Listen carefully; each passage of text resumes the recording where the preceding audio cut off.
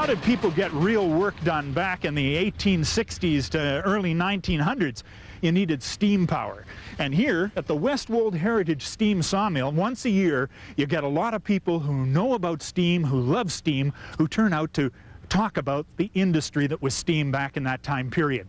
A man by the name of Roger Blakeburn, for example, is going to be giving us some of that information, and a lot of other people who gather here every fall to talk about the age when steam was king.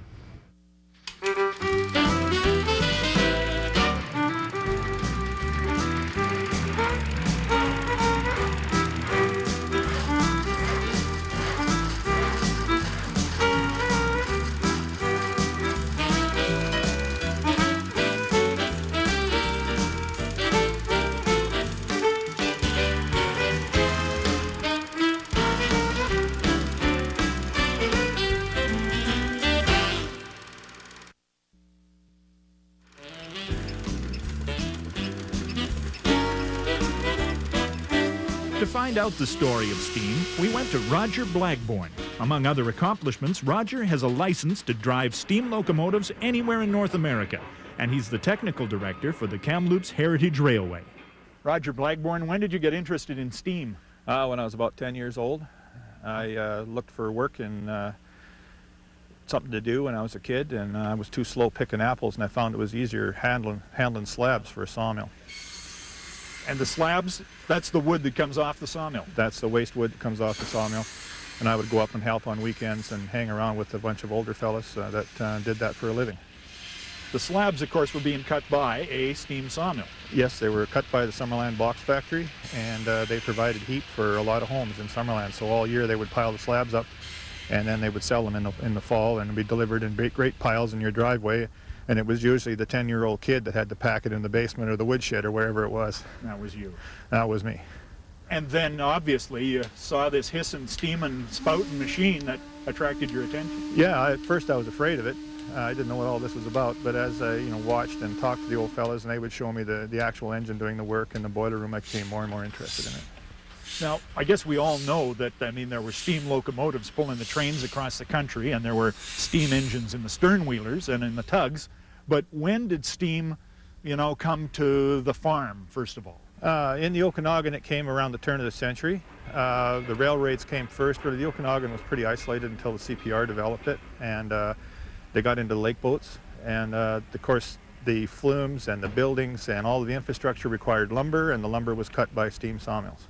So those maybe were the first things, the steam sawmills? Yes.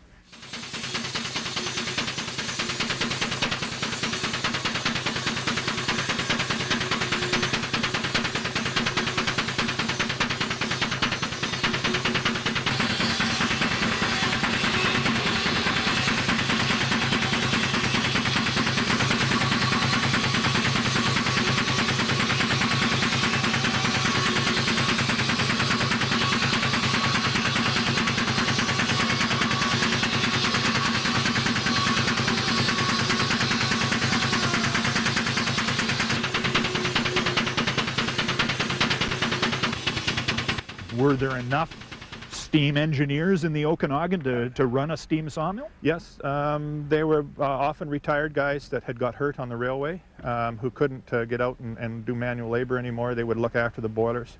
There were a lot of retired marine engineers came in the Okanagan on the CP system to end their service years with Canadian Pacific. Off the big boats on the ocean, they would come in and work on the tugs and the stern wheelers, and then they would graduate from there to working in canneries and sawmills and anything with steam boilers.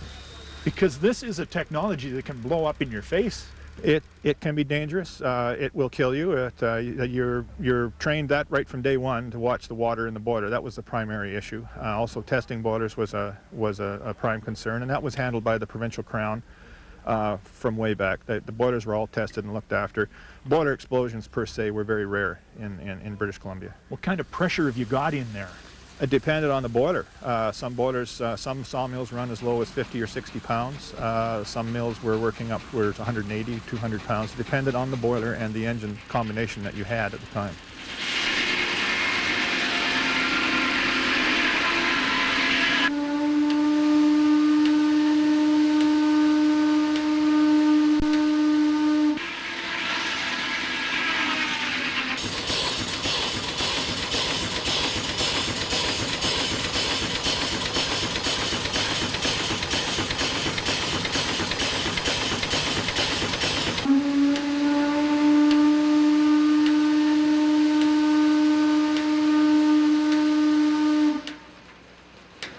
the process of getting the energy from the steam engine to whatever machine it was done, how did you go about doing that?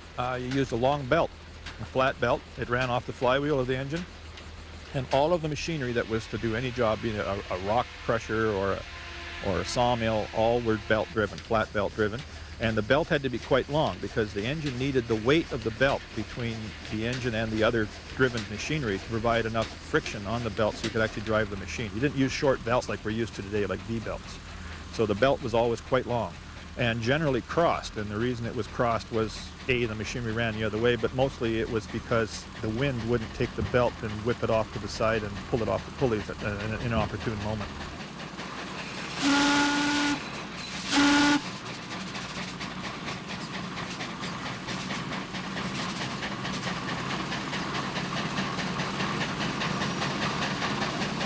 Who were the people who built these things too? Because yeah, they were generally built in Ontario and eastern United States, places like that.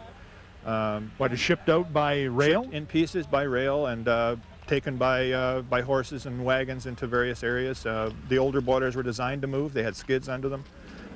It was a lot of manual labor, but labor was cheap and machinery was expensive. Well, this is the other thing. How did the work change when the steam arrived? The mindless labor went away. You didn't have to manually cut boards with the old, a person in a pit and a person up above sawing the logs. That mindless labor left. But as today, the labor moved up a notch. Everybody moved up a notch in technology. You had to have more education, you had to have more training, and then it would move another notch. And so people didn't lose their jobs. It just went on to more interesting or more less labor-intensive work. More productive work, I guess. Yeah, per man hour the production went up, yeah. So when the steam sawmill arrived, it didn't displace the horses that used to drag the wood out of the forest?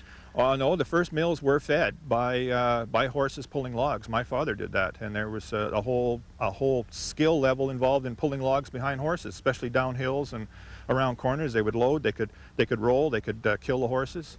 That was a skill all in itself, just bringing the wood from the and most of the infrastructure and planning in a sawmill was the logistics of getting the wood to the mill and more out of the mill. Quite often the mills were built on rail, but more often they were horses and wagons.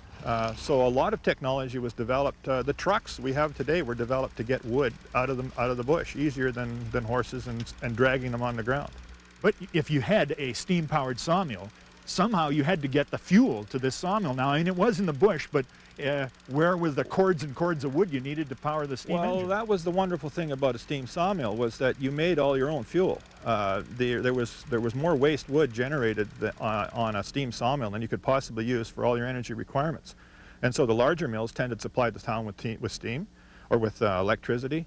They supplied the town with slabs, they supplied the town with sawdust, and they still had enough shavings and waste wood and slabs to fire that mill to provide all the energy needs they needed. They were completely self-contained. When you put in a sawmill, I mean, it was on wooden motor mounts, or I guess wooden mounts for the raceway where the logs were carried. I mean, that was a whole engineering structure in itself. Yeah, that was where the term millwright came from. You made the millwright, and generally you went into the bush with a bunch of iron, and you cut the logs, you laid the foundations for the mill, you used adze and hand drills, and you put in the bolts and the nuts, and you bolted things down, and you lined things up, and you used flat belts. And a lot of this machinery is very forgiving, so you could get away with this. And when you got that down, you got the head rig running, then you could make boards to make the roof, and when you got the roof done, then you could make boards to make the planer, and you just sort of bootstrapped yourself up from wagon loads of iron, basically. And the worst thing to move was the main engine and the boiler. That was the hardest job. How many steam sawmills were there, say, in the Okanagan? Was it like there were dozens, or were there just a few? No, there were quite a few. There were probably hundreds. A lot of them were the same mill that moved around. Initially, the mill would move to the wood. And then as they grew, or a company was successful, a lot of them went broke too. What's that noise we hear in the background? That's a one-lung gas engine that's fired up with no muffler. That used to be a very familiar sound in the Okanagan as well, because a lot of those lakefront orchards, they pumped their water with those machines. That sounds like the drag saw that my father used to use. It could be. That was, again, getting rid of the mindless labor for cutting firewood for your home.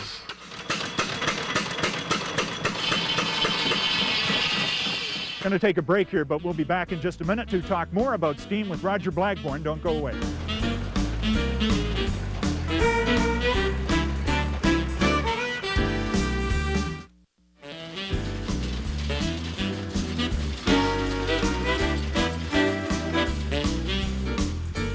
I've seen what can happen when they blow up. It would level everything around here for 100 feet. Are you keeping close track of it? Well, one just blew up in the States. You knew about that, did you? Oh, I heard about that. And that engine weighed 19 ton and it went up 50 feet straight up and killed 50 were injured. Just Donnacona wasn't watching the water. Sure as shooting dynamite. It's the same thing. Certain death if you do it wrong. Welcome back to Pioneers and Places. We're talking with Roger Blackburn about the history of steam in the Okanagan. Steam sawmills being one item, and donkey engines to haul. That seemed to be a Vancouver Island thing. You needed a big donkey engine to haul the big logs out of the bush. Yeah, the trees were a lot bigger there. There were a few donkeys worked, but very few in the Okanagan. Generally, the donkey engines used in the Okanagan were used for driving piles in Okanagan Lake. That's where most people would see them. All those pilings and those dolphins you see, they're still remaining in the lake, were driven by steam donkeys. There was nowhere else of doing it. And they had to do that a lot because that was every wharf for all the stern wheelers. That was big work. Every wharf, private individuals had their own docks. That was almost a full-time job for a crew and a barge to chug around the lake and drive these piles. And also, originally, they weren't treated, so they had to be replaced fairly often. Why did they call it a donkey engine? Because it replaced a team of donkeys, and it was originally called a steam donkey as opposed to the real McCoy. And often there were another set of winch drums that were driven by at the other end of a cable line that had no boiler, and so that was called a dead donkey. And so sometimes on the island, for example, they would have double sets of drums, one driven with a steam engine, the other just acting as a brake, and it would be called, one was the steam donkey and the other was the dead donkey. And that would be for logging, but that's another story. That's a whole other technology. Yes.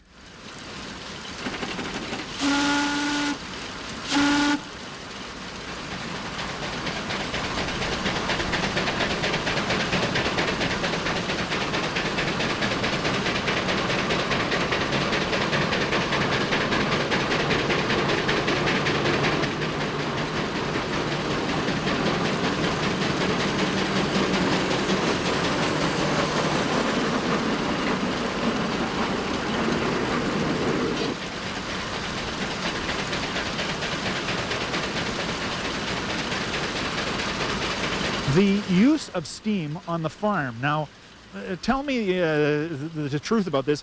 Farms didn't have a lot of money to buy a technology that must have been as expensive as this was. How did they get a traction engine on a farm? They had a contractor. There would be an individual would buy an engine, and he would travel around the town and provide power for sawing cordwood, for sawing, if a farmer happened to have a number of logs he wanted milled up, he would have a small portable mill, generally a bell saw mill, and cut it up. Just like you hire a backhoe operator today, you would hire the guy with the machine, and he would be able to amortize the cost of that machine amongst a number of jobs around town.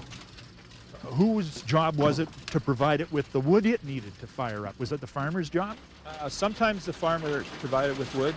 Mostly the real portable rigs were coal-fired because you had more control with the fuel as a concentrated fuel. You had a team of horses and a wagon that would provide you with water if there wasn't running water available. And those were usually run by kids. And you would have young men or young boys running around, water boys, water tenders, wood tenders if that was required. There was a whole crew of people, often supplied by the family that was having the work done. So when you contracted a traction engine to come out, it started before dawn? The engineer would start before dawn. He had to get steam up, and then they would start at first light. Most of the traction engine work was done in the wintertime, and therefore the hours of light were limited, and so they started, as John Wayne says, we're burning daylight, and that's exactly, they would start as soon as you could see to work, and you quit when it got dark. Sometimes the contractor, for example, sawing lumber, he would take a percentage of the lumber as payment, or a percentage of the grain, or whatever you were doing. Others, it was cash. Generally, it was a barter system because most orchardists just didn't have the cash to pay a person directly, so it was done by barter. If we were to take a look at a snapshot of the agriculture industry of the Okanagan at the turn of the century, we would see evidence of the steam traction engine everywhere in the work that it did. Yeah, in orcharding there wasn't a lot of use for steam tractors other than producing lumber. There wasn't grain to grind. There wasn't the plowing was done with horses between the trees. So generally you would see the steam tractor in other areas to providing lumber. They wouldn't be at each, most of the farms were low acreages. 5 acres was a big orchard at the turn of the century, so they didn't have a lot of work. And that's why the old gas tractors took over very quickly. The guy who worked on the orchard would probably end up working on a sawmill somewhere during his year. Yeah, the usual year for an orchardist started in the spring. He would be pruning in January, February, early March when it was too cold to do anything else. And then he would go and work for the corporation, the municipality, to work on digging ditches or flumes so he could work off his taxes. That was a very common thing in the Okanagan. And then he would go into irrigating and looking after his fruit. When the fruit started coming off, starting with the cherries, the children and the wife would go to work in the canneries to provide extra farm income, and the farmer would continue working on his farm until snow flew, and then generally he would go and work in a sawmill for the rest of the winter to earn extra income to try and make ends meet. So the orchardist would probably encounter the steam engine along the way. All the time, yeah.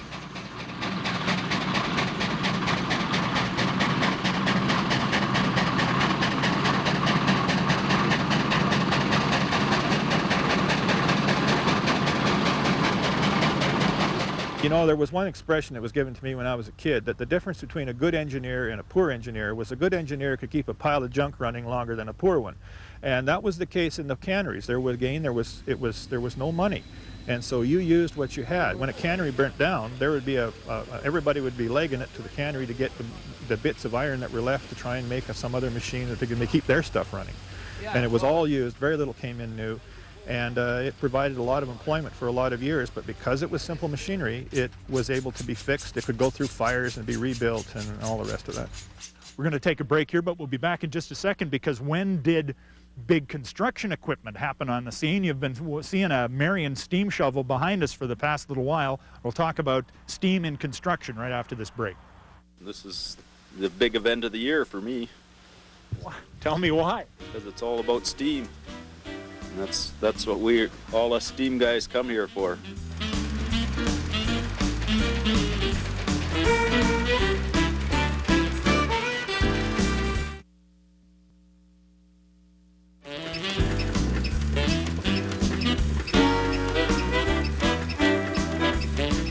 Welcome back to Pioneers in Places. Mike Roberts with Roger Blackburn talking about steam.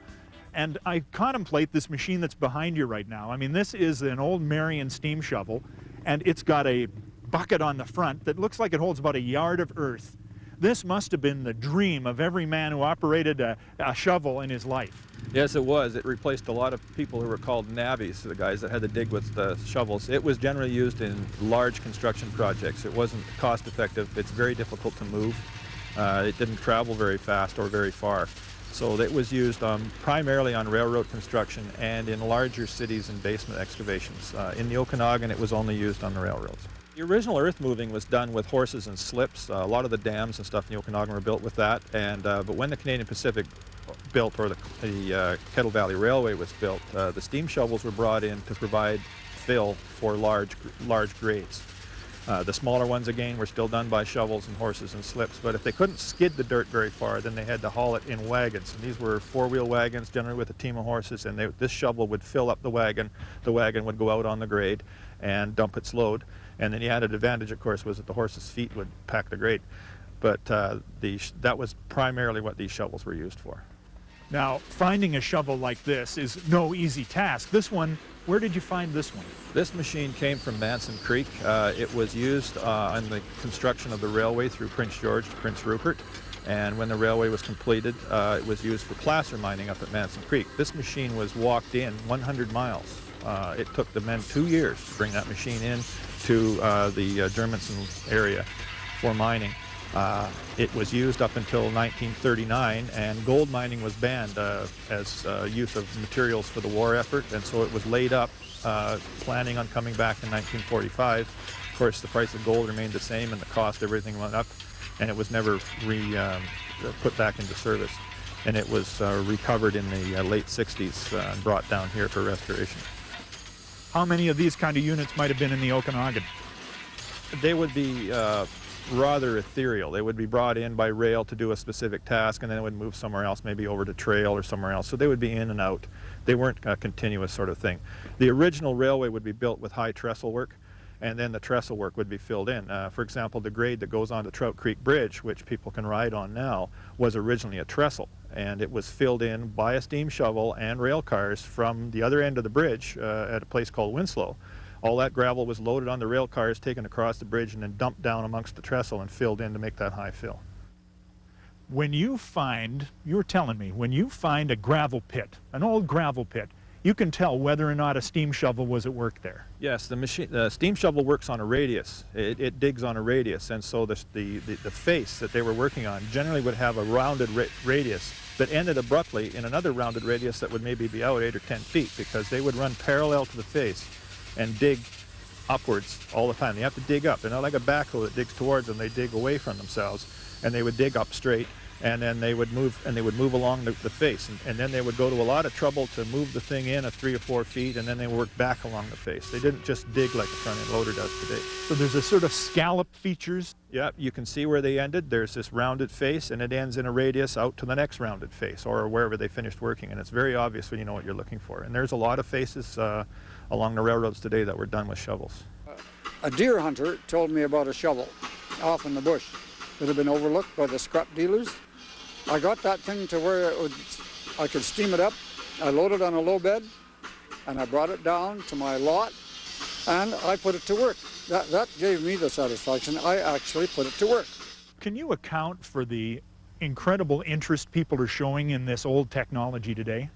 I think it's a fascination with the simplicity of the machine and the ability to take a armful of wood and water and mix it with iron and actually do heavy labor. We're so used to seeing big yellow machines with no obvious moving parts, and these things are so simple and so noisy and so rugged, and yet they use a very simple energy source that just seems to, it's just into us, that's all. It's all on the outside where you can see it. It's a simple, the process of how it works is simple, and I think people find it fascinating. If you boil water and you under pressure and you turn it into energy and that you can use, it makes our lives better. Roger Blagborn, thank you very much for helping us understand the age of steam in the Okanagan. Welcome.